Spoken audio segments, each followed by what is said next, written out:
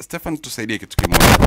Unapoenda kununua bidhaa supermarket, dukani, popote, kuna ile nembo ya best before. Ni sahihi kutumia kwa mfano kama best before labda 2025 au inakuwa na mwezi? Sawa, asante sana. Kwa nitaenda direct kwenye kujibu swali lako. Kuna na mbili zinaweza zikatambulisha mwisho wa matumizi wa bidhaa. Yeah. Kuna yule ambaye anaweka expire date, ina tafsiri yake, lakini pia kuna hiyo best before, yani tumia kabla ya muda fulani.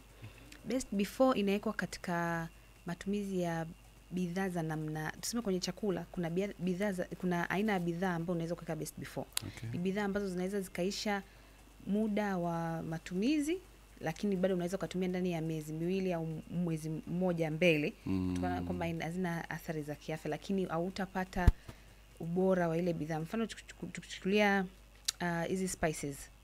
Mfano kama spices, black pepper, hizi spices ambazo zinakuwa zinaleta vionjo kwenye vyakula.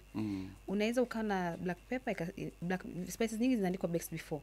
Maana spices hata kama mwisho wa matumizi kama ni inaweza kaandikwa mwezi to March 2025, haina tarehe. Maana ukitumia ndani ya mwezi haitakuletea madhara, lakini unaweza ikakaa imepungua vile vionjo. Labda black pepper usikile kama inakuwa kali kama ile ambayo nilivyokuwa fresh.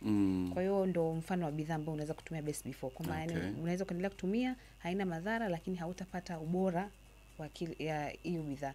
Lakini kuna bidhaa nyingine ambazo tunajua kabisa lazima uweke expire date, maana ikifika hiyo tarehe na huo mwezi inakuwa imebadilika, imeharibika, inakuwa haifai kwa ajili ya matumizi kabisa. Ukiachana tu na ubora, lakini hata ule usalama wake inakuwa haifai katika matumizi. Okay. Yeah. Kwa bili tuangalie tunapenda kwenye kufanya shopping huko.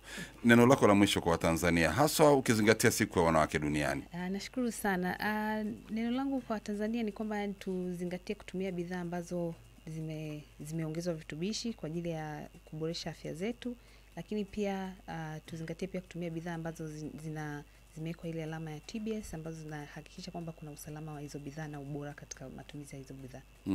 Asante. Wakati mwingine tukija kuzungumza na wewe utatuambia kuhusiana nini maana ya viwango. Kwa sababu tunasikia tu viwango, ili tujue viwango maana yake nini.